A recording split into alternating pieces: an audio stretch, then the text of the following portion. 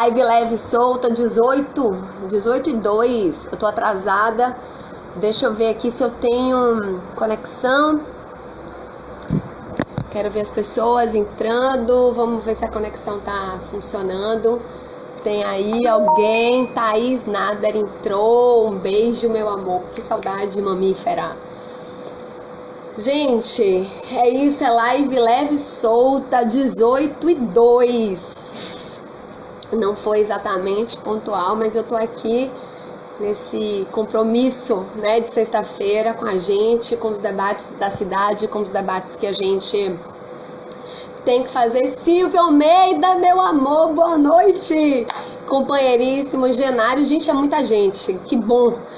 Quem quiser chamar o pessoal nesse aviãozinho aqui, chama todo mundo, porque hoje o live leve solta, essa cartografia do sensível, essa cartografia dos afetos, o sensível na cidade, hoje, provocadas por Thaís Costa, vai ser sobre educação, que é um dos eixos de luta da manifesta, da coletiva, essa manifestação, essa movimentação cidadã, do qual eu faço parte, de ocupação da política institucional na cidade, de presença constante e permanente, e estamos aí. No contexto Covid, no contexto pandemia, mas estamos pensando saídas possíveis para Salvador, para o Bahia, para o Brasil. E eu começo com Paulo Freire, já que o tema é educação. É preciso ter esperança, mas ter esperança do verbo esperançar. Porque tem gente que tem esperança do verbo esperar. E esperança do verbo esperar não é esperança, é espera. Esperançar é se levantar. Esperançar é ir atrás. Esperançar é construir. Esperançar é não desistir. Esperançar é levar adiante. Esperançar é juntar-se com outros para fazer de outro modo. Paulo Freire. E é isso, a educação é esse maior ato do verbo esperançar.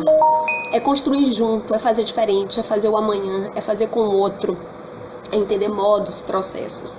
E é disso que a gente vai falar aqui hoje, no contexto da nossa manifesta coletiva por uma cidade comum, por uma cidade de todas, de todos, por uma cidade coletiva.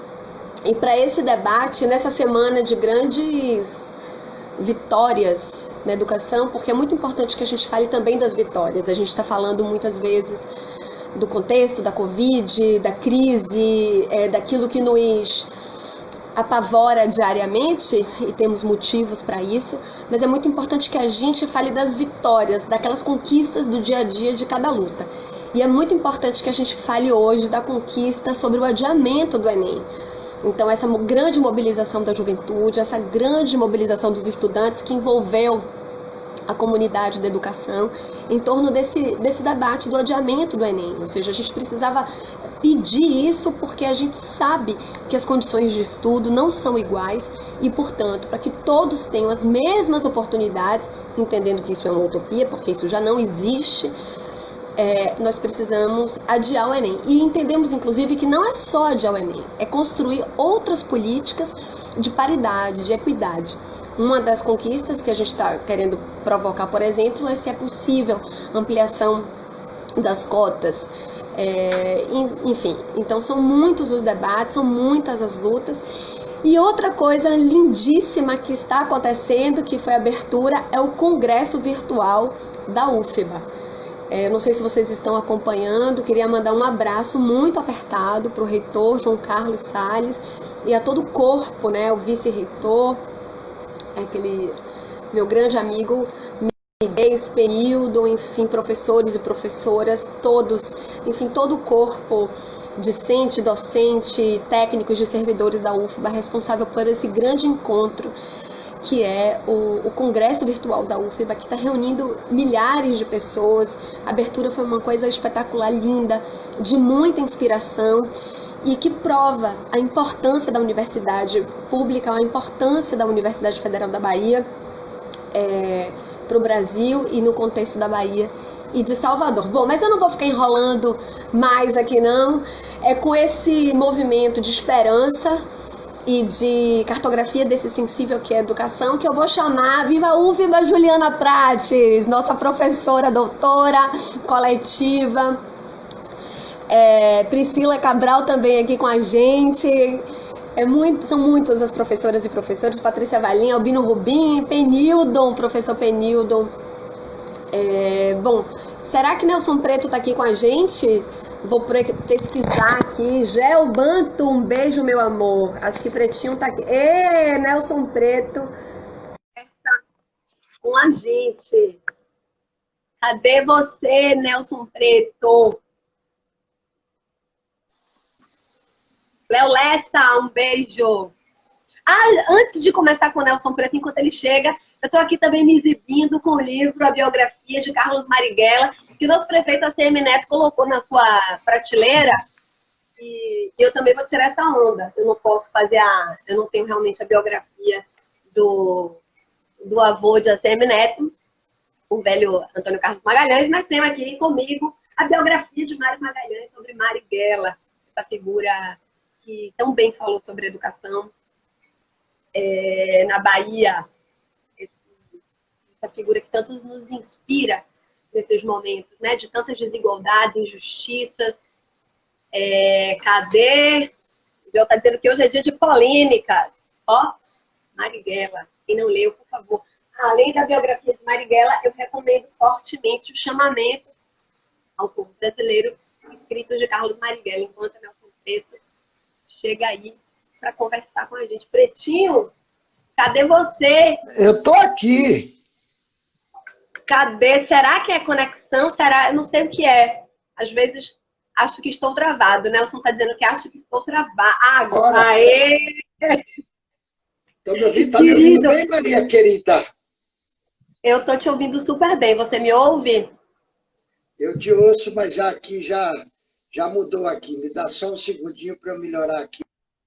Tá, vê aí. Vou aumentar aqui meu som. Na semana passada a gente teve essa travadinha aí também. São problemas de conexão. Agora rolou, tá super bem.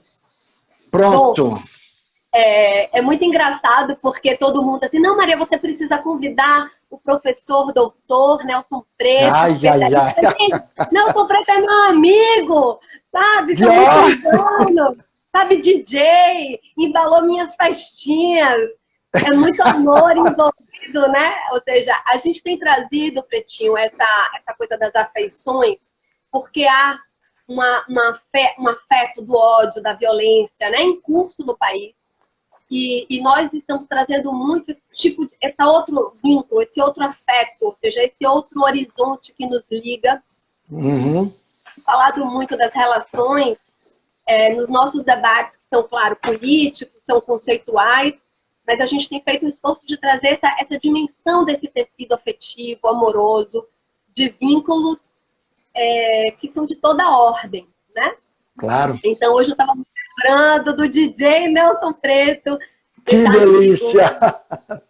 E eu estava no seu Instagram brincando, provocando, assim, não tocando, stalkeando, e vi um post seu que dizia assim, nós fomos às ruas pedir o equipamento cultural no Rio Vermelho, perdemos o equipamento cultural e perdemos a rua.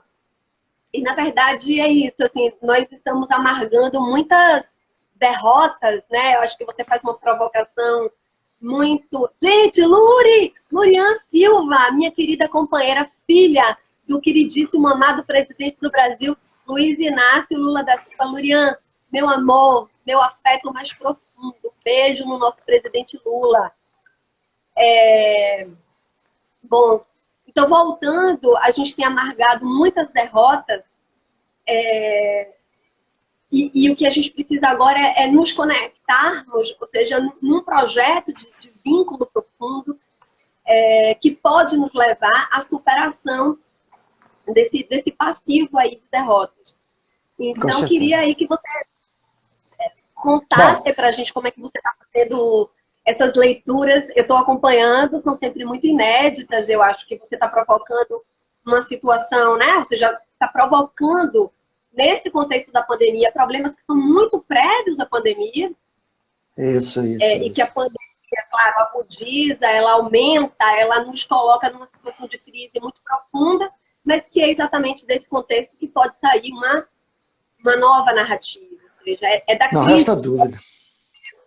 Então, conta aí pra gente. Isso, Maria. Maria, querida, que coisa boa. Bom, claro que foi engraçado, porque eu recebi por uns 3 ou 4 lugares dizendo: posso passar seu telefone para Maria Marighella? Eu digo, meu Deus do céu, e ela não tem meu telefone? Perdeu?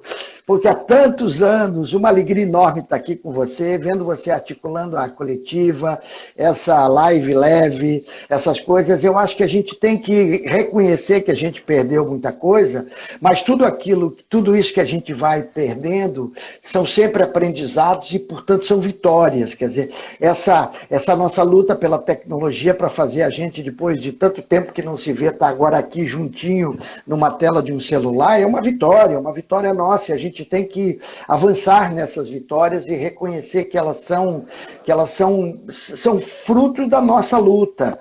Então, a gente não pode perder nunca a alegria, não pode perder a festa, não pode perder a música, não pode perder a cultura. A gente perdeu aquela luta lá nos anos 80, 90, de um centro cultural, mas não perdeu a nossa vontade de ter uma cidade em que a cultura estivesse vibrando mais forte. Então, eu acho que isso é fundamental. Quer dizer, a gente tem que estar o tempo inteiro se renovando. Porque, primeiro, cada vitória que a gente tenha, ela não pode significar que a gente chegou num lugar e pronto, porque depois dessa vitória tem que ter mais uma, porque nós vamos estar sempre se recriando, Há uns anos atrás era eu que estava nesse papel, agora é você, daqui a pouco são os mais novinhos, são os meus netos, os seus filhos, suas filhas, seus enteados, suas enteadas, seus amigos mais jovens, e nós não vamos ensinar nada para ninguém, a gente só não vai atrapalhar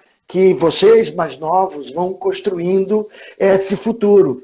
Então, uma coisa que me parece muito importante hoje, Maria e todos os que estão aqui, quase 50 conversando com a gente, é a gente ficar claro que a gente tem que parar com essa história de chamar de nova normalidade esse futuro pós-pandemia, porque a gente não vivia numa normalidade. Então, talvez o risco que a gente tenha é de ter uma nova anormalidade, ou, o que é pior, né? E a morte de Zé Roberto, né? Lá no Rio, mostra que mesmo no meio de uma situação pandêmica, de uma situação dramática, a violência que era o... Hein? João Pedro, que mesmo num momento dramático como esse, aquilo que era o comum para a população negra, aquilo que era o comum para aqueles que moram nos bairros que estão fora dos grandes centros, continua acontecendo e vai continuar acontecendo se a gente não aproveitar esse momento para continuar cada vez mais fortalecer os nossos movimentos sociais, as nossas articulações, as nossas conversas entre nós, que sintonizamos com muitas coisas, mas as nossas conversas com aqueles que não sintonizam com as coisas que a gente pensa. Agora, obviamente que tem alguns tipos de pessoas que não sintonizam, mas que também não querem conversar, que são esses apoiadores desse desgoverno que nós estamos vivendo. E aí fica difícil, porque eu quero ter o espaço com eles para poder argumentar. E, no entanto, eles não querem ouvir argumento, eles querem repetir uma ladainha, inclusive, terrível, porque é uma ladainha preconceituosa, uma ladainha racista, uma ladainha terrível do ponto de vista humano, do ponto de vista do respeito aos outros. Então é isso, quer dizer, a gente tem que se fortalecer com essa vibração que você tem, que a gente tem e que a gente tem na universidade. Você falou aí do congresso da UFBA, na segunda-feira nós vamos retomar as nossas polêmicas contemporâneas, agora vai ser polêmicas contemporâneas em casa, não é? Porque cada um vai estar na sua casa, e a ideia central das polêmicas é justamente trazer para a mesa, para aquelas 2 horas, as pessoas que pensam diferente. O problema nosso é que aqueles que pensam diferente da gente não querem discutir. De novo, volta ao tema.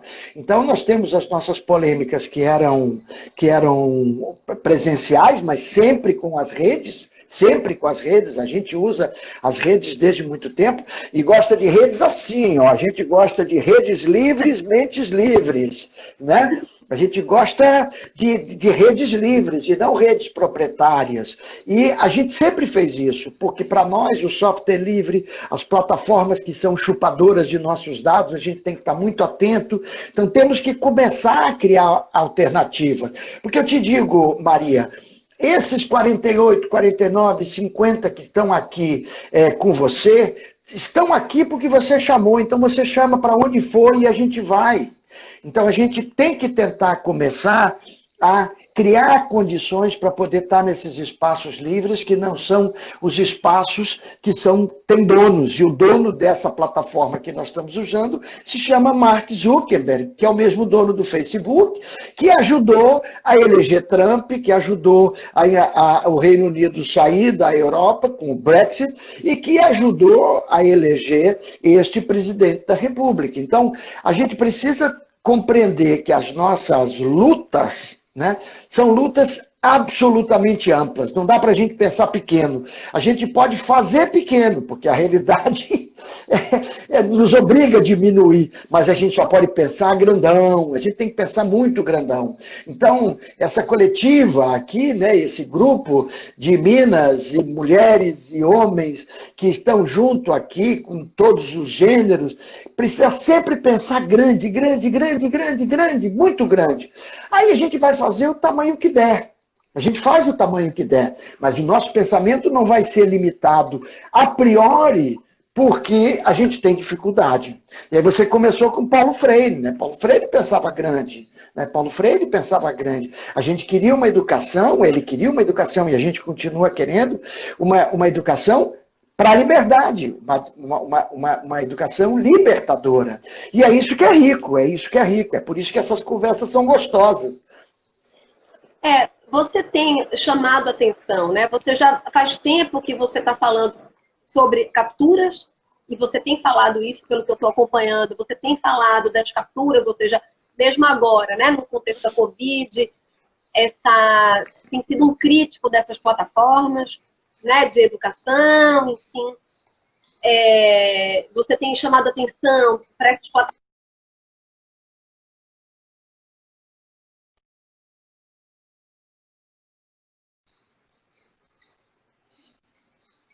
capturas para as plataformas e chamado a atenção de que é preciso estabelecer um novo comum na educação. Eu queria que você contasse para a gente. A dimensão do comum é uma das perspectivas da coletiva. Ou seja, Salvador é uma cidade que se faz a partir de injustiças enormes, desigualdades colossais, e uma das nossas preocupações enquanto discurso é como uma cidade constituída na desigualdade, na injustiça, pode ter um projeto comum. Ou seja, como a gente pode pensar numa cidade comum? Nós somos majoritariamente da cultura e fazemos a afirmação de que cultura é um ativo de democracia. Ou seja, é através da cultura que conseguimos afirmar a voz, a narrativa dos colonizados, dos subalternizados, e conseguimos colocar de algum modo essa narrativa na centralidade da cultura brasileira e baiana. E claro que a educação está nesse conjunto de práticas, assim como a ciência, que, como você bem disse, essa forma que esse governo faz, ou seja, como eles não têm a capacidade do diálogo, ou seja, eles não têm sequer capacidade de invenção, eles precisam se afirmar na interdição do diálogo, né? No bloqueio do diálogo. Eles se fazem interditando educação, cultura, ciência, e assim vão interrompendo gradativamente a democracia. E acho que é outro conceito que a gente precisa trazer hoje. Ou seja, estamos em democracia, na segunda-feira passada, sem ser essa do Felipe Neto, Dias Toffoli, ele não consegue responder se a democracia no Brasil está em risco. Não, veja bem, claro que está em risco. É óbvio que está em risco. Porque tem muita gente que tem direito. Então, não é só uma questão se tem voto ou se não tem voto, se tem participação democrática. Acontece que tem uma maioria esmagadora fora do direito, fora de condição mínima de sobrevivência. Isso já é um sinal de ausência democrática. Para falar o mínimo. Então, você vem, né, tratando essas questões como um grande crítico da educação, em primeiro lugar, atacando essas plataformas, falando dessa dimensão capitalista da educação, e nós temos muito interesse exatamente em debater essa questão. Precisamos interromper esse ciclo em que o capitalismo ele manda na educação brasileira e, portanto, interdita um debate comum, um encontro.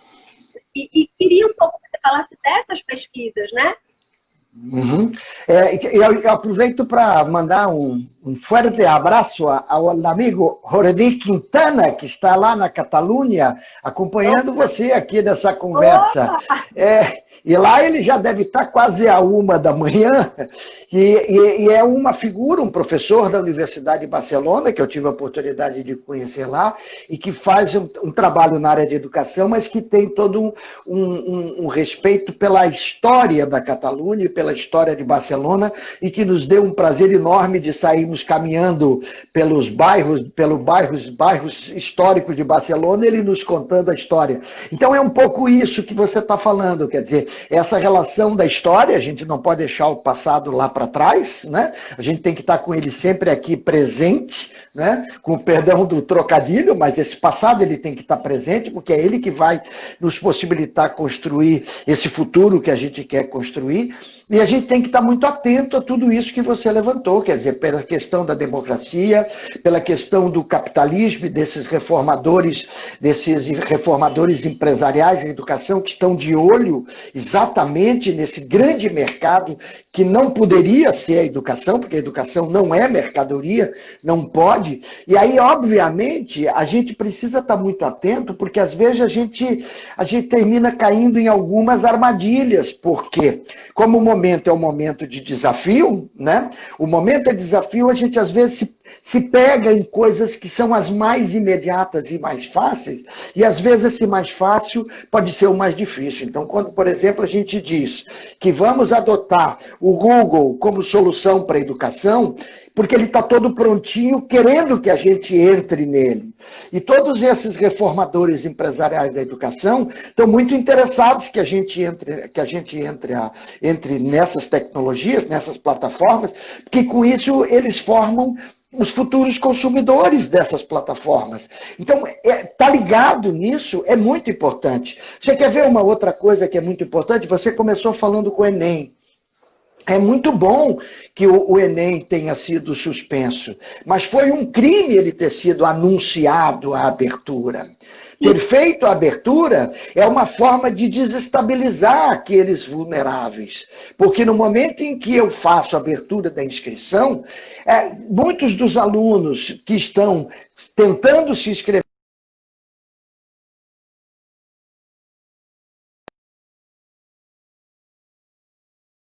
Será que caiu? Não. Continua, né?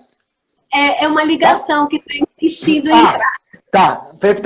Então, muitos dos alunos que estão aí tentando fazer o Enem no final do ano, se fosse mantido, né, são aqueles que estão na fila da Caixa para receber R$600 para sobreviver, para a família sobreviver. Então, o anúncio da abertura da inscrição do Enem é uma forma de perversidade desse governo.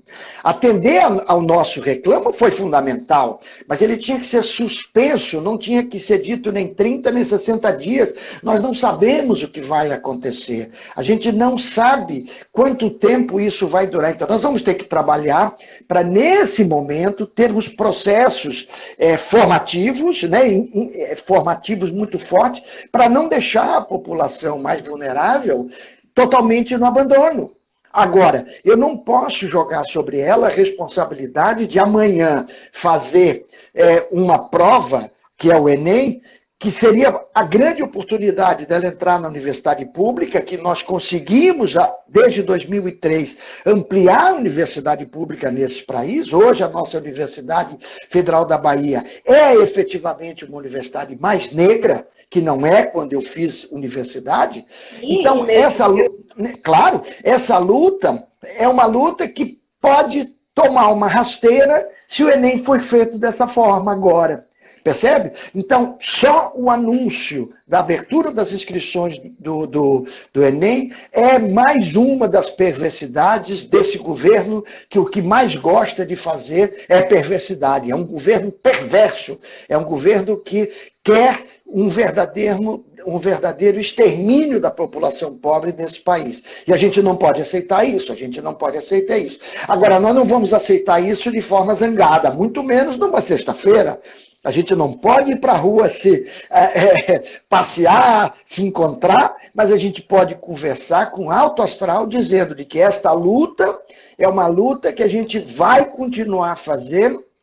E para voltar ao tema do movimento da fábrica lá atrás, eu fico lembrando dos queridos Nildão e Renatinho, Juca Ferreira e tantos outros, que a gente na época não fazia passeata, a gente fazia danceata. Então nós saímos pela rua, pelo Rio Vermelho, dançando, cantando, fazíamos debate, trouxemos, ou seja, o movimento de desapropriação da fábrica do Rio Vermelho para transformar ela num centro cultural, já era um centro cultural vivo. A gente fez durante aqueles 2 anos um centro cultural vivo nas ruas do Rio Vermelho.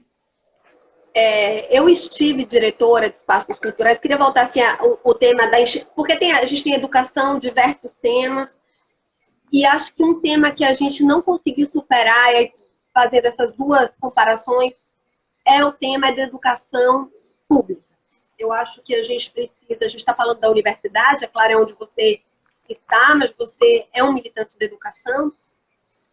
E se tem um debate de século XXI que a gente não pode mais adiar, porque eu acho que é um debate que a gente vem adiando, que é o comum da escola pública. A gente viu recentemente, eu tenho trazido esse exemplo para as lives, eu vou me repetir aqui um pouco, porque eu acho que é um debate fundamental, o debate sobre o odoritários, né? Fecha, não fecha, isso ou aquilo. E eu acho que é um falso dilema se fecha para construir novas escolas, ou seja, esses arranjos de gestão. O nosso dilema principal é que nós temos uma cidade em que tem escola pública e escola privada. E o índice de escola privada em Salvador, ele vai aumentando, criando, então, uma situação quase que irreversível dessa separação, ou seja, de que é um mundo que não se conhece, que não se habita, que não se encontra.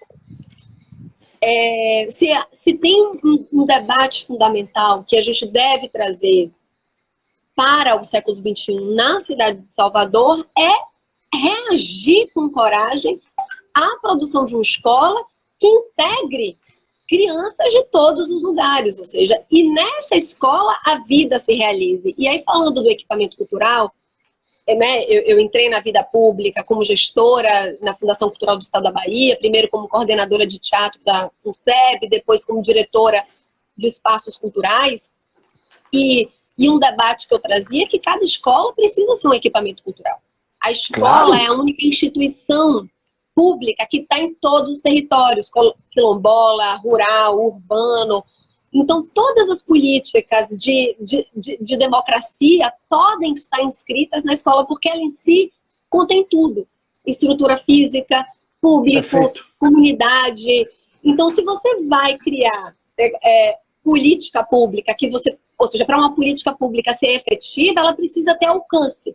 Então, muitas vezes, as políticas culturais ou as políticas para a cultura não se afirmam como uma política efetiva porque ela não alcança. Elas são sempre muito restritivas, por esse histórico de falta de investimento, etc. E eu sempre defendi que a escola, não só prédio, mas escola e instituição, deve ser o grande motor da virada democrática no Brasil. Porque se você faz uma consideração ali, isso que a gente chama da cartografia, né? Se você faz um conjunto de relações, que é saúde, alimentação, segurança alimentar, equipamento cultural, ou seja, se você transversaliza a função da escola, você tem uma potência, né, de encontro e imaginação gigante. E quero muito reivindicar que esse seja o eixo da coletiva quando você pensa numa cidade comum para Salvador. Ou seja, que a gente converse com os poderes municipais, estadual e federal, no sentido de que a escola seja, né, a grande virada. E o que isso acontece e muda na vida das crianças e jovens na hora que você afirma esse encontro. Muito bom, muito bom. E eu complemento aí com duas dimensões, Maria, que me parece... Vocês ouvem, Nelson? Oi, eu tô... Tá, ok? Eu não te ouço. Vocês ouvem? Vocês estão ouvindo, oi, gente? Oi. Nelson Preto. Oi. Oi. Eu não te ouço, Pretinho. Beijo aí. Mas eu tô te ouvindo bem. O que eu tenho que fazer? Será que eu tenho que dar uma... parece que as pessoas... que ouvimos, sou eu que não escuto. Então então estou ouvindo bem aqui você. Eu te ouço bem. Ok, estão ouvindo. Então, estamos esperando Maria conseguir nos ouvir. Eu não estou te ouvindo. Eu vou te tirar e voltar, tá? Com você, eu não te ouço. Tá certo, tá certo. Rapidinho. Enquanto isso, eu vou falando aqui só para poder saber o que está acontecendo. O pessoal está ouvindo. Estão ouvindo nós dois. É só você que não está nos ouvindo. Não. Sou eu que não ouço. Todo mundo ouve, mas eu não ouço. Nelson Preto. Que pena, que pena. Nem consigo tirar. Gente, eu vou desligar aqui, eu vou encerrar e vou voltar com o Nelson Preto, porque aqui eu não consigo nem encerrar, eu não escuto. 1 minuto, fiquem aí. Voltem. Voltaram? Voltamos aqui.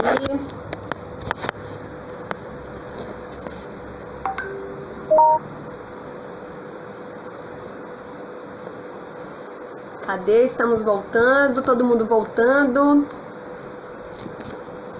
Todo mundo voltando. Bom, vou ver aqui. Nelson Preto, vou voltar aqui.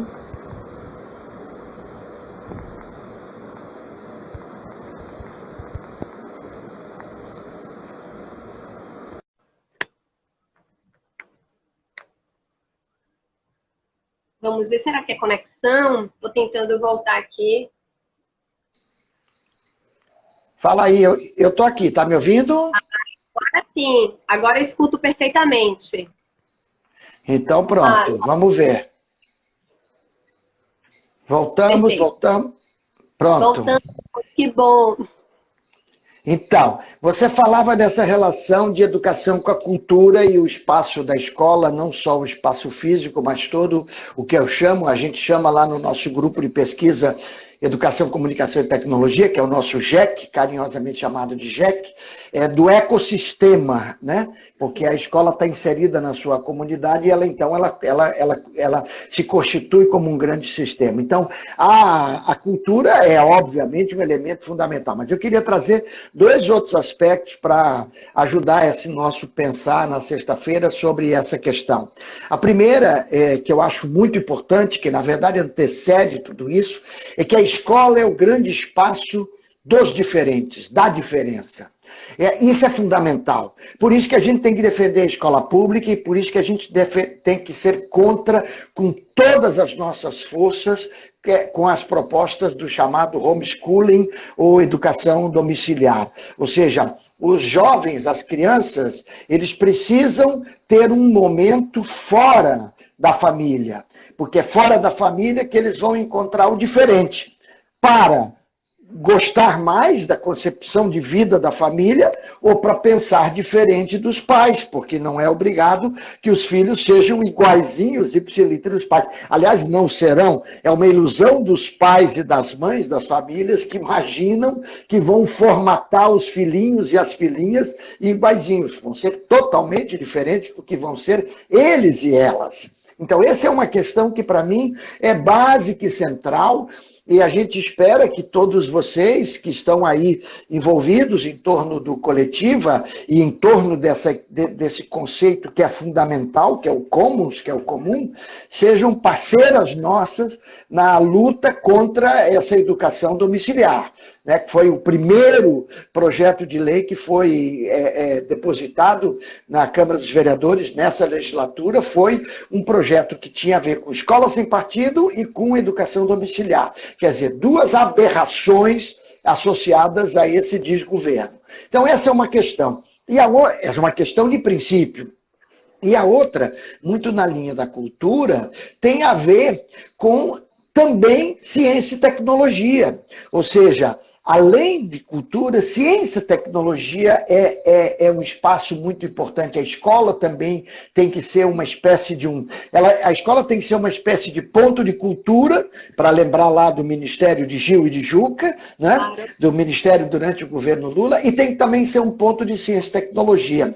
Veja bem, como a gente estava com o nosso amigo Jordi, lá de Barcelona, eu estava lá na minha pesquisa e voltei correndo por causa do problema da pandemia, e eu ia fazer uma visita ao governo aberto de Aragão, que está com um trabalho lindo, maravilhoso em torno do commons, do comum, que é um movimento chamado Frena la Curva, e que tem uma parte aqui na Bahia, e vale a pena a gente marcar um outro papo seu com a turma que está envolvido, que é Segura a Curva, e que é um movimento de quê? Um movimento de articular os fazedores, os makers e todos os processos solidários, no sentido de que a gente possa segurar essa expansão da pandemia com afetividade, com solidariedade e com trabalho coletivo. Quer dizer, então, vamos fazer máscaras coletivamente, vamos fazer esses EPIs todos, os equipamentos de proteção individual, vamos começar a produzir ventiladores de baixo custo para poder fazer respiradores para os hospitais. A universidade tem contribuído com isso, a USP andou fazendo agora, que já está em fase de quase em produção, respiradores artificiais de baixo custo e com design livre, porque um dos aspectos importantes do comum, do commons, é exatamente eu produzir coisas que sejam coisas disponíveis para a humanidade. Pensem aí vocês, o que é isso que nós estamos fazendo agora? Nós estamos usando a internet. E por que a internet é essa coisa que a gente se encantou ao longo da vida e não pode deixar que tomem ela de nós? Porque lá na década de 60, 70, 80, quando começaram a desenvolver todos os protocolos e os códigos da internet, ninguém patenteou. E pelo fato disso não ser privatizado, ganhou o mundo. Porque se fosse privatizado, patenteado desde aquela época, provavelmente a internet seria uma outra coisa. Como hoje está sendo capturada a internet, nos foi capturada por essas plataformas que hoje até são conhecidas como GAFAM, né? É o acrônimo Google, Amazon, Facebook, Apple e Microsoft, né? Então, essas plataformas tomaram a internet de nós, ou seja, não deixaram a internet ser o comum, o commons, ser um patrimônio da humanidade e virou patrimônio dessas empresas, que, aliás, lucram muito, não é pouco. São os 5 maiores homens brancos do mundo, são gente ligadas à tecnologia de informação e comunicação lá do Vale do Silício. Então, a escola, para para fechar aí, passar para você a palavra, a escola, de fato, ela teria que ser esse espaço de rebelião, a espaço de ebulição. A escola não pode ser uma escola acomodada, ela tem que ser um lugar de vibração, dinâmico, com festa, com esporte, com cultura, com meditação, com reflexão, com leitura, leitura pelo digital e leitura pelo impresso, com escrita no contemporâneo do computador, mas escrita no caderninho, escrita, enfim, o espaço onde mistura tudo. Onde mistura tudo. Essa escola rica não é a escola de uma base nacional comum curricular. Não é uma escola de preparação para o Enem, não é uma escola de preparação para o PISA, não é uma escola de preparação para os exames em grande escala, não é a escola que os reformadores empresariais da educação, como diz o nosso colega Luiz Carlos de Freitas, lá da Unicamp, que são exatamente todos esses que estão associados a essas ONGs, fundações empresariais, ligadas a banco, a corredor de Fórmula 1, etc. e tal, porque ali o que tem ali é um envolvimento muito grande no sentido de definir as políticas públicas a partir dessa lógica de mercado. E isso a gente não pode aceitar, porque isso é o oposto do commons.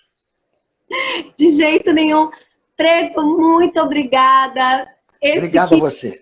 Amigo, deixa essa mensagem. Eu acho que assim, eu queria fazer um convite de público aqui com a coletiva de que você possa nos ajudar na construção da manifesta da educação, ou seja, o nosso desejo é criar um manifesto que esses eixos de luta sejam feitos a muitas mãos por todas essas pessoas que estão pensando as diversas lutas de democracia, de produção de comum, e a gente queria te convidar de público, e não só você, mas todo o grupo de pesquisa, para a gente pensar aí... Claro.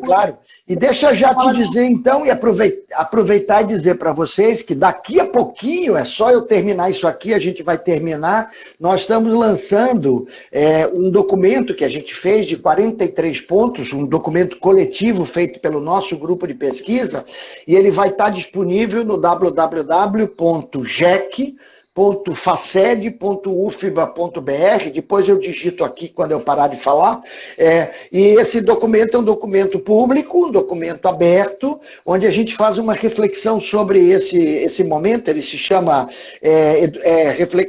Educação em Tempos de Pandemia, e esse material está disponível justamente para a gente pensar um pouquinho sobre o que foi que a gente devia ter feito e não fez, quais são os desafios que a gente tem agora e, principalmente, ser uma grande oportunidade da gente aproveitar esse tempo para pensar no futuro. Não sair correndo para poder dar aula, para poder fazer a chamada educação remota ou à distância, mas usar esse tempo para a gente poder acolher as pessoas, para a gente poder se aproximar delas pelas redes, porque não podemos nos aproximar por enquanto, né, e talvez até demore muito, de tal forma que a gente possa, então, aproveitar esse tempo para repensar a educação, repensar a cultura, repensar a ciência e tecnologia, a saúde. Você vê a importância, e com isso eu encerro, a importância de termos tido lá em 88, na luta para construir uma Constituinte cidadã, e de termos feito um SUS que fez a diferença no enfrentamento,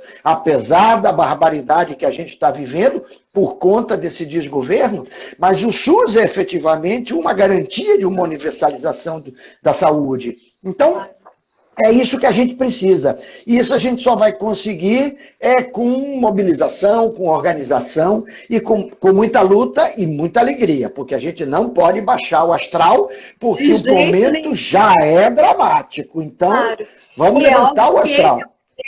Esse bloco do horror, e nós precisamos estar firmes, esperançados. Muito obrigada.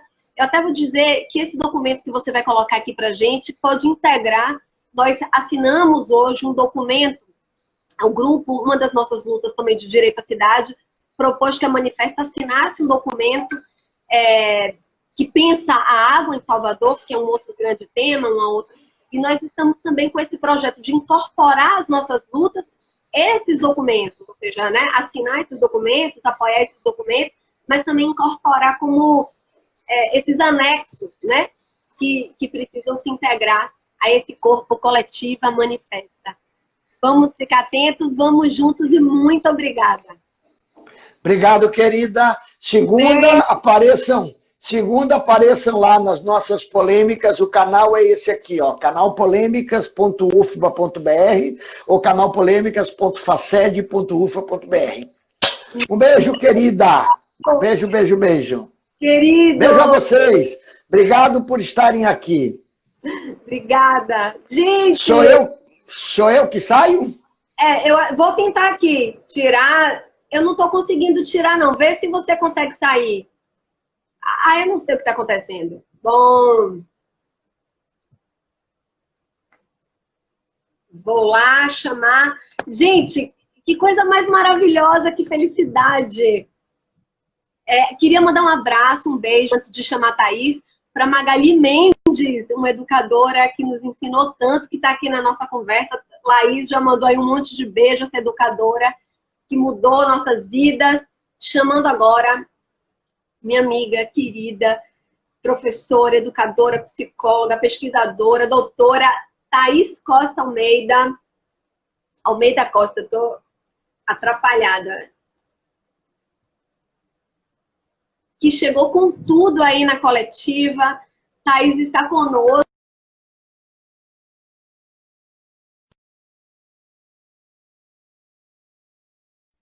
Gente, eita! Oiê! Que coisa maravilhosa, que boa dica! Foi você que nos provocou numa insônia. Thaís teve uma insônia e me mandou uma mensagem cedo da manhã. Olha, eu tive uma insônia. A coletiva precisa se debruçar sobre esse tema. E uma fala tão inspiradora. E aqui estamos com o Nelson Preto, com essa fala brilhante, aí provocada por você. E eu nem vou falar muito para não ficar chorando, porque toda vez que eu vejo Thaís é uma contemporânea da Escola Experimental. A Escola Experimental é essa escola idealizada por Amabília Almeida. Essa mulher... Que tá aí na live. Não. Entrou. Bila, meu amor, você é essa inspiração. Ela mexe no Instagram e no Facebook. A Amabília é uma mulher feminista que tem 90 anos. Claro, vocês sabem a Amabília, mas que para eventualmente um outro que não sabe, essa mulher, educadora, idealizadora da Escola Experimental, a primeira escola construtivista da Bahia, mas não só isso, feminista, deputada constituinte da Bahia, a única mulher constituinte da Bahia, uma referência não só da educação, mas na política, no feminismo. E é uma honra. É um privilégio gozar da convivência com a Amabília. E sempre que eu falo dela, eu me emociono muito. E estar com você sempre é um pouco, né, esse vínculo das nossas famílias, o vínculo, né? Um pouco esse passado, presente e futuro. Mas, enfim, vamos deixar de enrolação. Vamos deixar, a gente chora no final. E você viu que Nelson, a gente chora no final. Todos os debates, todas as questões, ou seja, a preocupação sobre escola sem partido, sobre homeschooling, as preocupações que estão aí na ordem do dia, você como educadora trouxe essas questões. Eu acrescentaria a militarização das escolas como saída. Então agora é com você, porque temos um grande desafio em coletiva nesse projeto de ocupação da política institucional na cidade, que é onde a vida se realiza, e queria que você trouxesse aí essas inquietações. Ó, Bila, te amo! Aí, que linda! Que linda, que linda! Mari, amiga, que prazer enorme estar aqui. Agradecimento por a gente poder pensar a educação na coletiva. Realmente tive uma insônia produtiva. Eu não sou de ter insônias, mas nessa insônia eu pensei em você e eu abri o WhatsApp 2 da manhã e vi que você estava online. Porque eu tô assim, ó, tudo bem, mas eu não vou mandar mensagem. É bom saber que ela está online, mas eu não vou mandar mensagem. Mas tudo bem, a gente vai seguindo. Uma hora a gente dorme, uma hora a gente tem que dormir. E você sabe do carinho imenso que eu tenho por você, nossa amizade de infância, de tantas histórias, tantas memórias, e a gente continuar compartilhando tantas coisas em comum, tantos interesses, tantas parcerias, é uma sorte muito grande. Então, muito obrigada por esse acolhimento e por essa luta coletiva. E você coloca, Mari, falar também depois do professor Nelson Preto é uma responsabilidade enorme, tá? Que é uma referência, assim, muito grande para a gente na Bahia, professor militante que tão bem representa a UFBA, você bem falou do congresso aí da UFBA. Nossa, que potência, né, gente, do mundo inteiro dialogando, conversando, criando resistência, né, e isso ficando disponível aí na rede para todo mundo. Então, sem dúvida, como o professor Nelson Preto falou, é para a gente comemorar essas conquistas, e a UFBA está fazendo, sim, muita balbúrdia, e uma balbúrdia necessária no nosso país. Vamos lá. E você também trouxe algo, Mari, que eu fui pensando muito esses dias, e também de maneira muito emocionada, que o nosso encontro não é um encontro de Maria e Thaís apenas, né? No nosso encontro, muitas histórias se cruzam. A história de Marighella, né, com a história de Luiz Contreiras, meu avô, a história de Amabília Almeida, minha avó, e muitos diálogos podem ser iniciados a partir desse encontro. Eu estive no lançamento da sua campanha lá no Largo 2, pré-campanha, desculpa, no Largo 2 de Julho, na Casa Preta, e você com seu pai, Carlinhos, vocês nos emocionaram muito, porque vocês trouxeram ali que vocês se conheceram na prisão, né? Vocês se conheceram na casa de detenção, no Largo de Santo Antônio, né? Aí em Salvador.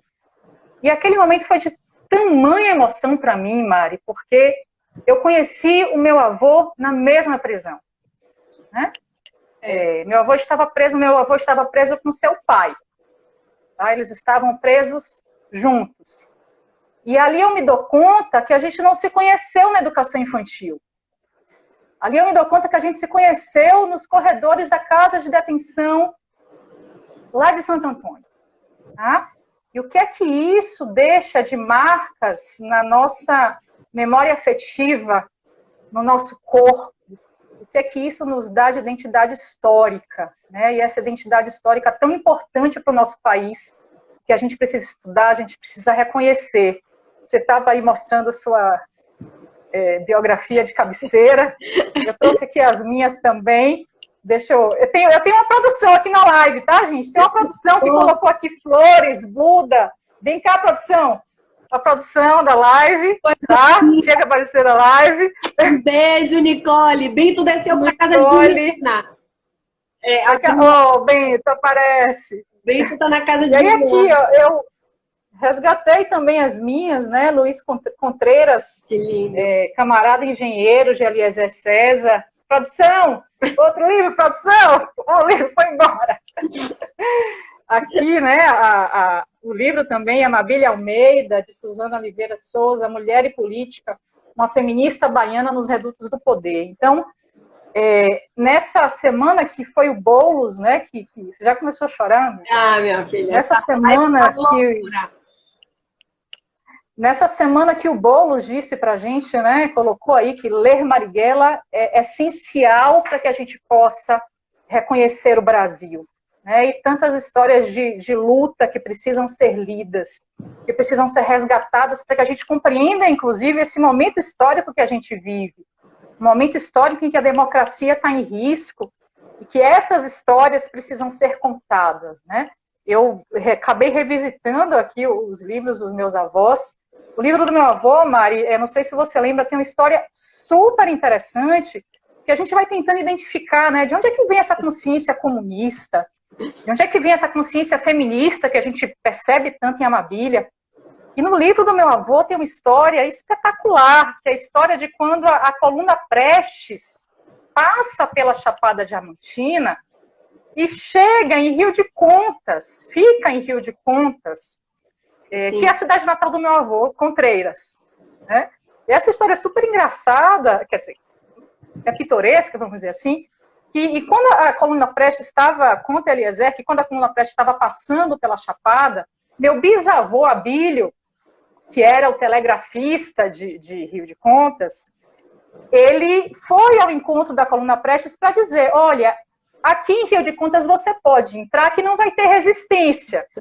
Vocês podem entrar e vocês podem ficar aqui. E aí a Coluna Prestes achou que poderia realmente entrar em Rio de Contas.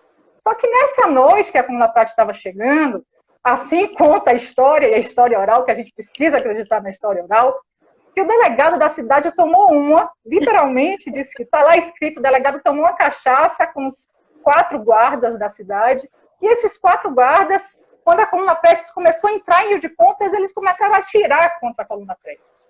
E aí vocês imaginam 4 soldados contra a Coluna Prestes, e a Coluna Prestes prende esses soldados e prende o meu bisavô. Meu bisavô foi preso pela Coluna Prestes porque foi tido como traidor. Olha, ele disse para a gente não ter resistência, esses 4 soldados chegam aqui tentando atirar na gente. É que isso.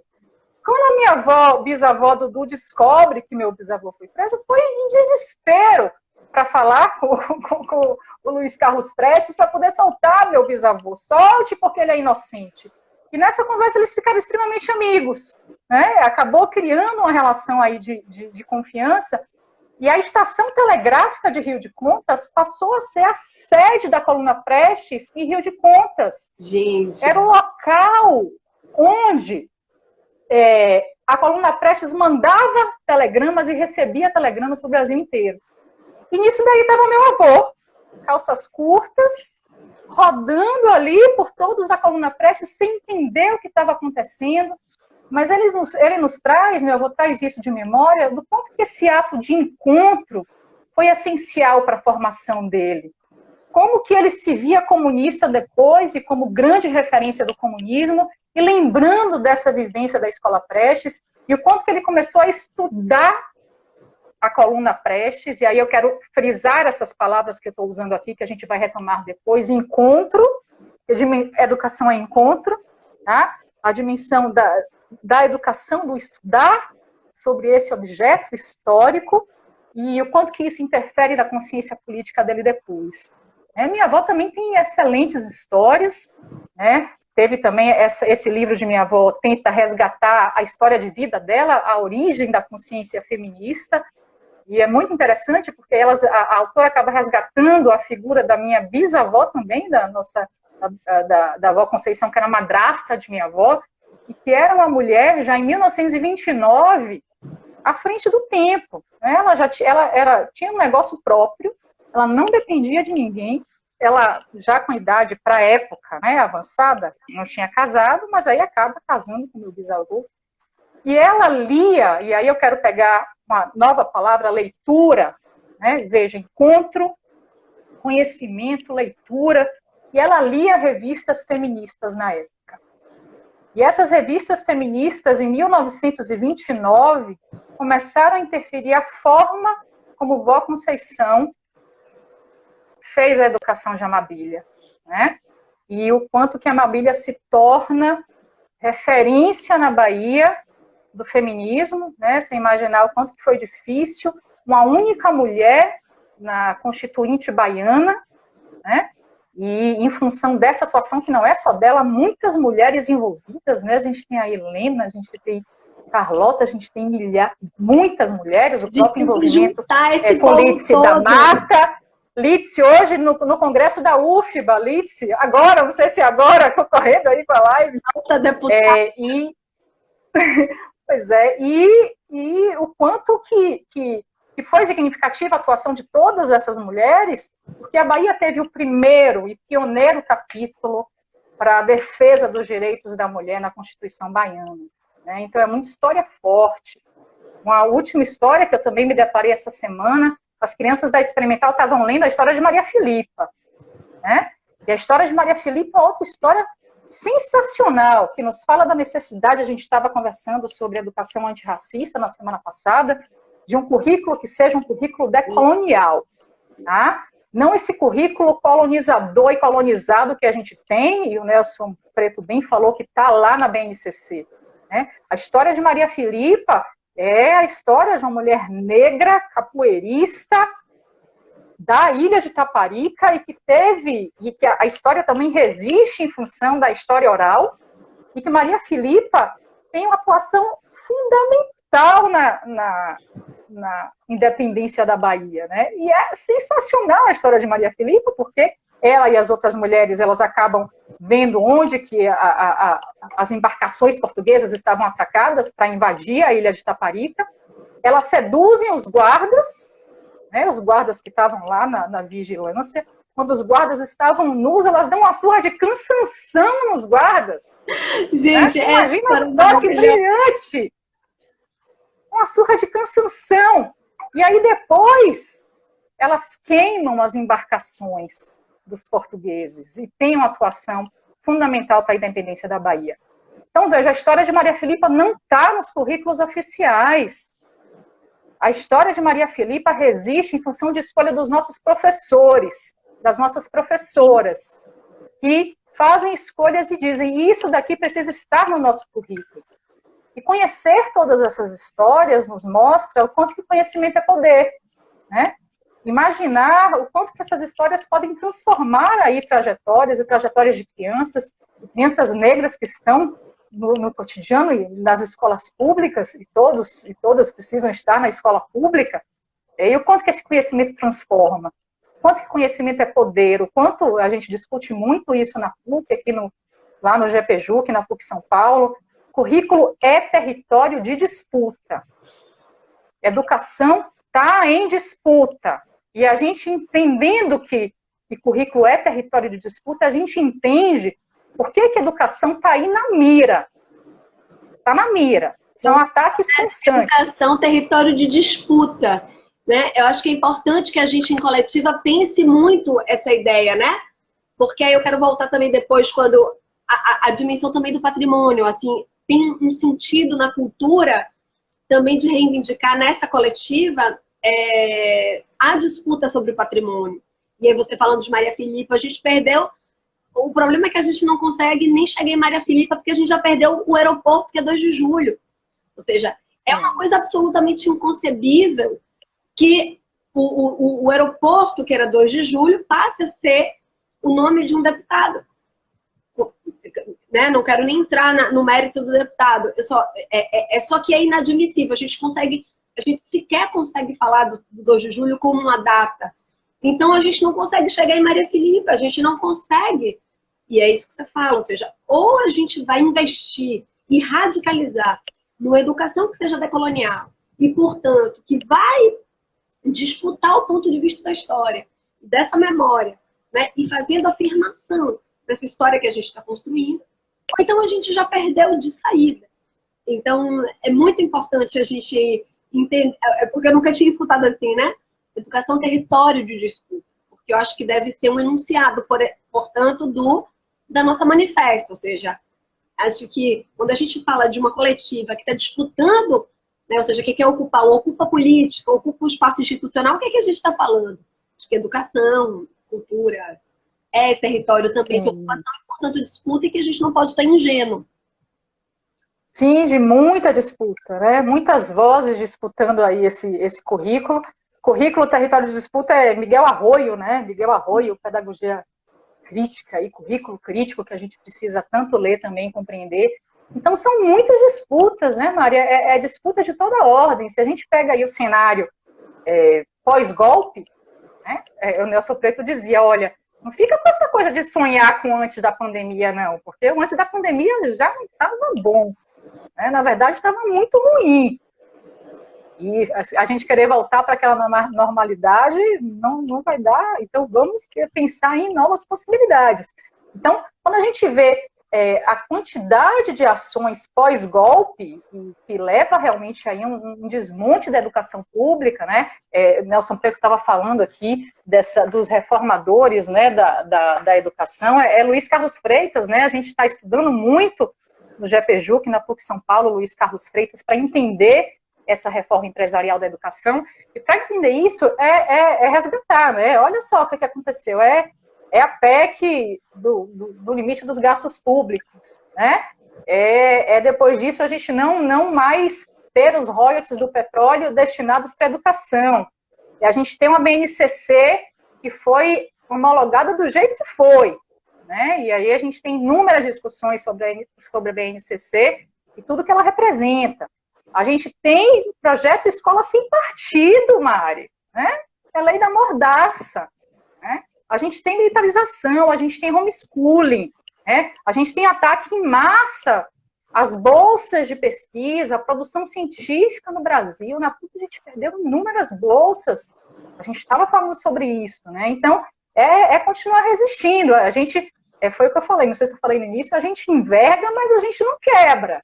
Tem isso no Congresso na UFBA. E a gente precisa falar, né, ou seja, a Escola Sem Partido, por exemplo, é um projeto que tem em âmbito federal, ou seja, os defensores do Escola Sem Partido, e municipalmente vereadores colocando diariamente essa agenda na pauta, ou seja, vereadores ali eleitos para implementar o Escola Sem Partido.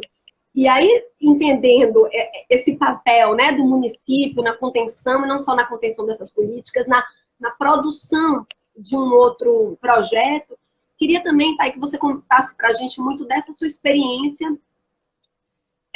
como foi essa sua experiência em âmbito municipal. A gente tem defendido, né, ou seja, de que tem muita coisa que acontece em âmbito municipal e que parece que a gente está mais antenado o que está acontecendo em âmbito federal do que...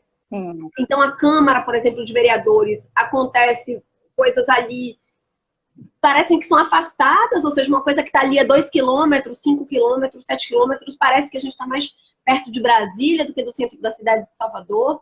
Ali acontecem coisas muito afastadas da nossa vida e que a gente precisa se apropriar.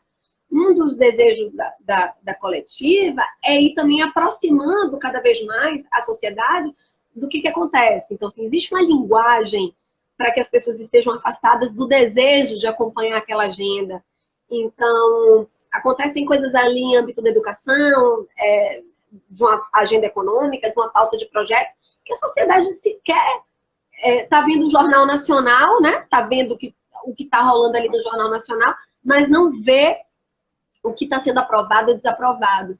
E o nosso desejo é aproximar a sociedade desses acontecimentos, e eu queria muito que você contasse das experiências que você teve, o que você viu, e mesmo viu em termos de potência, né? Ou seja, o que tão potente surge ali, porque é a vida das crianças, é a vida das pessoas, no município que você toca a vida, né? É na dimensão que você vê a coisa se realizando. E queria que você contasse também, assim, de quais são as ações, né, que nós precisamos ter em âmbito municipal. Eu tive o prazer, Mari, de trabalhar com muitos educadores da rede municipal de Salvador, e aí falo de maneira mais específica, meu povo querido de Cajazeiras, né, o quanto que eu aprendi em Cajazeiras, que eu me sinto, né, me senti abraçada e acolhida por tantas pessoas maravilhosas, guerreiras, Dene, Olga, todo mundo da GRE e os próprios educadores de Cajazeiras. Então, tive um prazer imenso, inclusive, de estar nas escolas, dialogar com esses professores, pensar na formação. E quando você traz, né, o que se veicula na mídia, o que está aí presente, é um discurso de muito ataque, né? É um discurso de ataque à escola pública, é um discurso de ataque aos educadores, como se quem está lá não sabe fazer, né? Dizendo da má qualidade da escola pública. E o movimento que a gente precisa fazer é justamente o contrário, é de reconhecer a vida inteligente que existe nas nossas escolas. E estar com os professores de Salvador, para mim foi isso, né? Reconhecer a potência dessas pessoas que nós temos, o quanto que eu aprendi na rede de Salvador, o trabalho com a diversidade, o quanto que eu aprendi na rede de Salvador, o trabalho com gênero, tanto que eu aprendi na rede de Salvador sobre as questões étnico-raciais, e saía de lá completamente transformada, né? E me transformava também junto ao ICEP, que era quem me deu essa oportunidade de estar dialogando. Então, acho que nossa grande experiência, a nossa grande reflexão é que a gente não pode pensar na manifesta coletiva, numa plataforma de pensar a política pública sem escutar esses sujeitos que são os sujeitos do currículo. Esses sujeitos que transformam essa escola, que tem uma rebeldia aí do cotidiano e que consegue, com muitas adversidades, sim, consegue desenvolver trabalhos maravilhosos. Só que, veja só, eu fiz a visita, por exemplo, em escola em Cajazeiras, para a gente fazer uma prática que a gente chama de escola formadora, um conceito que eu acho muito bom em formação de professores, que é tematizar a prática, pensar sobre a prática do professor que acontece nas escolas. E essa experiência dessa escola de Valéria, né, foi extremamente marcante para mim, porque é uma escola que eu cheguei com educadores extremamente comprometidos, muito comprometidos, uma escola, pense numa escola super organizada, do mural de entrada, o espaço que antes era depósito, e que eles transformam em biblioteca, mas que, quando chovia, não dava para ter aula. A quantidade de alunos na sala de aula, imensa. Quando tinha briga do tráfico na porta, a gente não conseguia entrar, a escola era fechada. Então, isso nos traz a dimensão, isso a gente vem discutindo também muito no JPJUC, não dá para discutir o direito à educação sem que a gente discuta também os outros direitos, né? Não é educação sozinha. Então, é discutir o direito à educação, com direito à moradia, com direito à saúde, a uma vida digna, né? E que tudo isso precisa estar em pauta para que a gente pense também o direito à educação. Então, assim, não adianta a gente mudar a nomenclatura de currículo, não adianta ficar implementando em BNCC, tá? Os nossos professores, eles sofrem inúmeras violências curriculares, a gente vem discutindo também muito bem isso. A nossa querida professora Branca Jurema Ponce, que é a minha orientadora, ela traz isso o tempo todo para a gente, né? Quais são as violências? Como que a gente pode pensar num currículo a partir do conceito de justiça curricular? Um currículo que possibilite a vida digna desses sujeitos. Um currículo que possibilite reconhecer quem está na escola e que essas pessoas são extremamente capazes e são pessoas inteligentes, mas a gente precisa dar condições de trabalho. E essas condições de trabalho a gente faz investimento em estrutura, a gente faz investimento nas condições de trabalho do professor, a gente faz reconhecendo a profissão docente como uma profissão essencial, investindo na formação de professores nas universidades públicas, né? A gente estava discutindo isso, Saviani estava discutindo no congresso da UFBA, né? Vamos trazer os professores para a universidade pública e pensar a formação dos professores como algo central também na universidade. Que lindo! Você sabe que eu vou me envolvendo, tudo já imagina, manifesta, nossos pontos. Eu vou aqui, gente, a gente tem que anotar tudo isso, porque isso é corpo, porque assim, as lives substituem esses encontros que é verdadeira, como se a gente fosse uma plenária, né? A ideia é que a live seja um pouco de uma plenária que vai movimentar o manifesto, que vai nos fazer andar juntas, né? E você fala. E com sentido muito, Mari, você começou com Paulo Freire, né? Muito no sentido da denúncia, mas do anúncio. Sim, porque... Vamos denunciar, mas... Exatamente, você precisa colocar alguma coisa no lugar daquilo, ou seja, não é só... Eu tenho até preocupação com esse termo resistente, né? Porque a gente também não pode ficar só na resistência ao ataque, a gente precisa ter uma propositura, né, que articule vida, ou seja, ou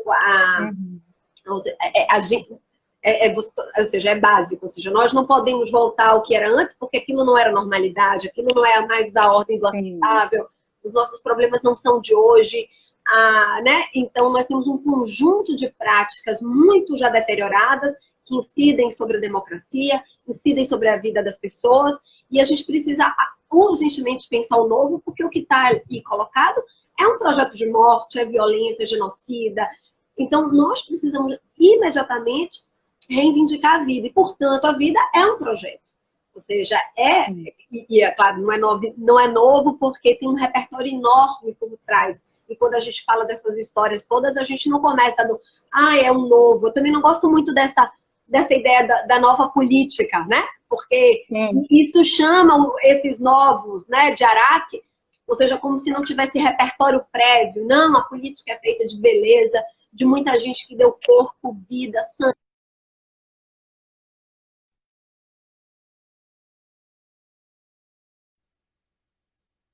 Mari travou para mim. Agora tá ok. Porque está entrando o tempo inteiro ligação. Porque como a internet está ligada, né? Então entra assim as mensagens. Tá, beleza. E então tem muito repertório, seja repertório dos partidos, repertório dos movimentos sociais, repertório dos desorganizados, repertório da universidade. Então, a questão não é o novo, a questão é como atualizar a partir de uma nova conjuntura. E como a gente... Estão me ouvindo? Ai, Jesus, mexi em alguma coisa! Tudo bem? Para mim tá tudo bem. Mari, assim, e como que a gente dá visibilidade a isso, né? Assim, isso vem sendo, inclusive, uma das nossas metas de pesquisa aqui da PUC, do GPJUC, de como que a pesquisa precisa dar visibilidade para essas ações, né? A gente vem buscando esse diálogo com ações educacionais democráticas presentes no debate. Travou, tá travando tudo, a gente já tá falando muito.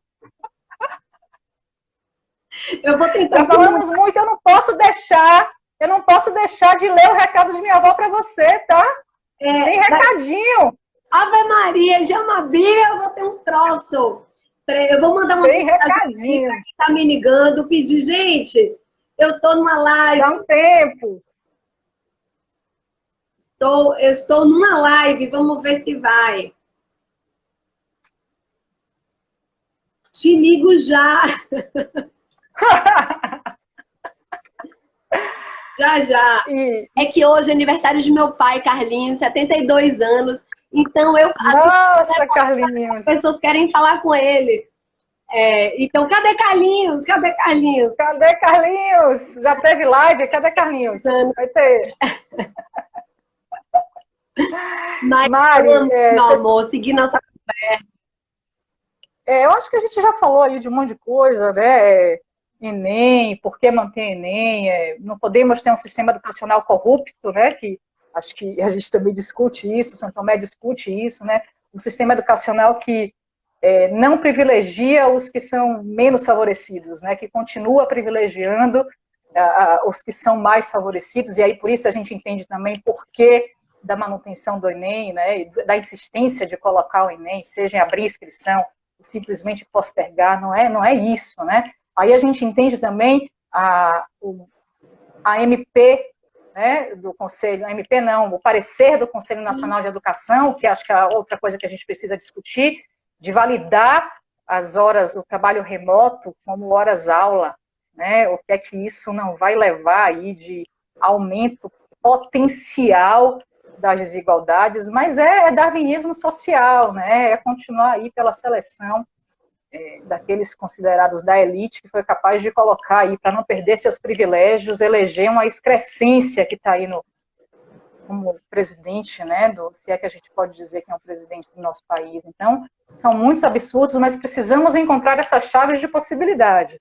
Claro. Né? E nessas chaves, quem ensina muita gente a buscar chaves de possibilidade é a dona Mabília, né? E ela está aí na live, ela está na fazenda, eu digo, não tem isolamento social, a Abelha, ela vai para a fazenda, ela volta, mas ela mandou recado aqui para você. Ela escreveu e disse, leia para Maria. Ai, meu Deus.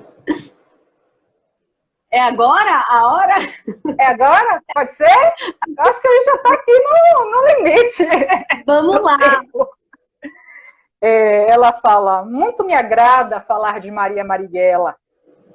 Iniciou seus primeiros passos em educação na nossa escola experimental, onde teve a oportunidade de fazer vários experimentos. Fascinou-se pelo teatro, através do qual alarga o seu caminho para chegar à cultura geral.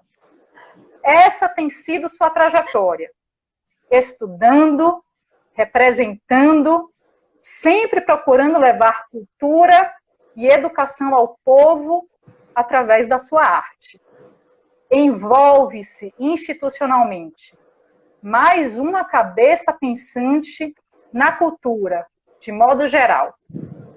Quando Maria manifestou seu desejo de concorrer à eleição para vereadora, recebeu meu pronto apoio e grande entusiasmo, pois de pessoas como Maria é que a nossa cidade está precisando, principalmente neste momento lamentável em que a cultura e a educação estão sendo tão maltratados nesse governo.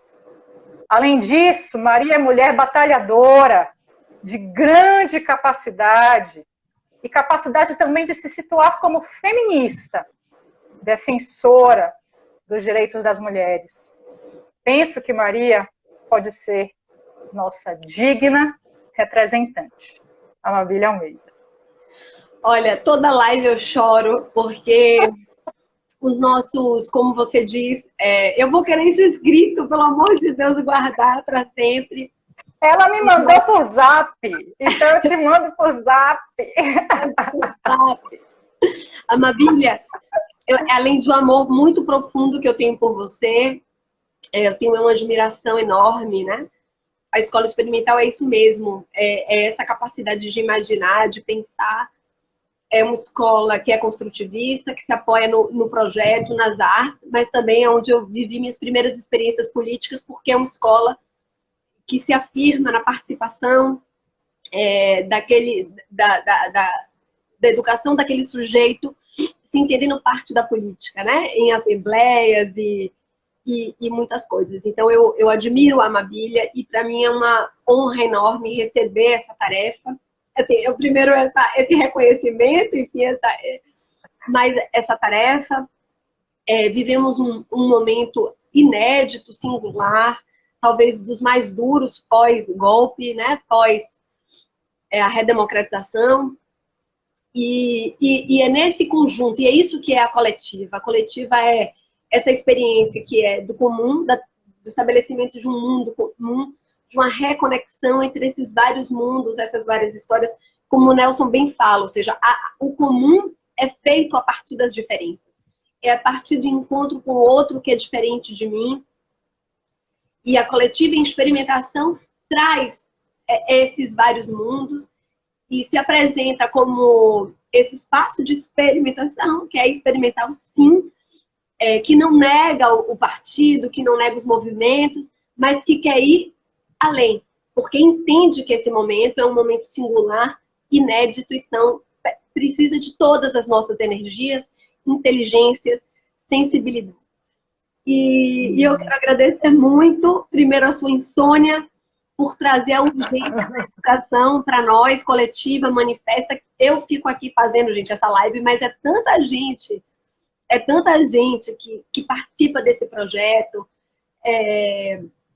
e somos muitas, né? A gente não fica citando o nome para que cada um também se imagine parte dessa coletiva e queira reivindicar. Não é um grupinho, é um grupão, quer crescer, quer ocupar a cidade. Então, é com essa homenagem de Amabile para Amabília que eu chamo, é coletiva, é manifesta, é muita gente, são muitas lutas e nós não temos medo. Vamos juntas. Vamos ocupar. Deixa eu só terminar com a outra também.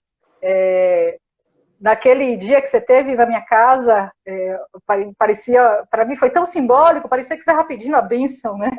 Mas tem que nos mais velhos. Preciso da bênção. E o jingle dela, Mari, da campanha dela para vereadora, não sei se você lembra, mas um jingle que acompanhou nossa infância, né? E esse jingle que a gente tocava, né, foi criado aí, você também, comício da Baixa do Tubo, na Kombi, né, fazendo boca de urna na Vila Laura, né, e o jingle dela trazia pra gente, Amabília Almeida, pelo direito da mulher, Amabília Almeida, e a gente conversando hoje, eu conversando com minha avó, assim, vó, olha como as pautas que estavam no seu jingle são pautas tão atuais, né, e que é aquilo que Maria também traz pra gente enquanto potência desse diálogo que precisa ser coletivo, e o ponto que a gente pode dizer, né, tá lá, Maria Marighella pelo direito da mulher, Maria Marighella, vereadora que a gente quer, com Maria nós lutaremos para a mulher fazer feliz, abaixo a fome e a violência, e viva a nossa resistência, né? Então a gente empresta aí aquele que foi o jingle, né, tão forte do movimento feminista baiano, para que possamos tocar juntas e possamos cantar juntas aí, com muitas vozes coletivas da nossa cidade. Muito obrigada, amiga. Gratidão enorme enorme. Eu que agradeço a coletiva, estamos juntas, né? Thaís integra a coletiva, está no eixo da educação, está construindo junto, agora com esse apoio. Nelson Preto junto, Nossa Senhora. Diana Prats, Alessandro Marimpietri. Alessandro Marimpietri. Professor Penildon também, que hoje mandou uma mensagem que quer estar conosco, construindo a manifesta e depois programa e depois essa afirmação, porque é fundamental disputar a educação por uma cidade comum, uma cidade de todas, por direitos e por democracia. Muito obrigada. E assim hoje eu encerro dedicando a Amabile Almeida, Thaís, Nelson Preto e a todas e todos da educação. Um beijo enorme. É live, é linda. Leve. Cada dia menos leve, mas cada dia mais solta por Salvador. Um beijo e ó. Beijo. Ó. Olha. Ó, só que aqui é original. Um beijo. Aí pode, beijo!